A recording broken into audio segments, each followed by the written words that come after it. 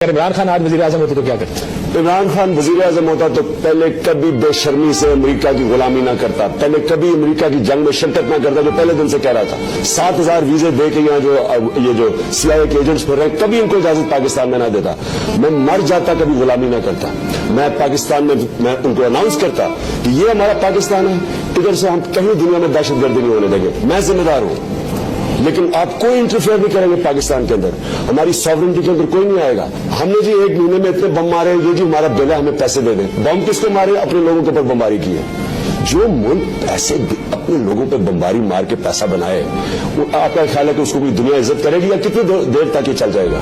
پہلے ہم نے افغان وہ ساری جنگ کے اندر سارا تھوڑے سے لوگوں نے بڑا مال بنایا، آپ کو پتا ہے نا، کئی جنرل اربوں پتی بن گئے، 10 لاکھ افغانی مارا گیا اس جنگ کے اندر، ہم نے بڑا مال بنایا۔ اب ہم نے کلا بازی کھائی، انہی لوگوں کو ٹرین جن کو ہم نے کیا تھا جو ہمارے ایسٹس تھے، ادھر سے حکم آیا جی کہ اب جہاد کرنا دہشت گردی ہے۔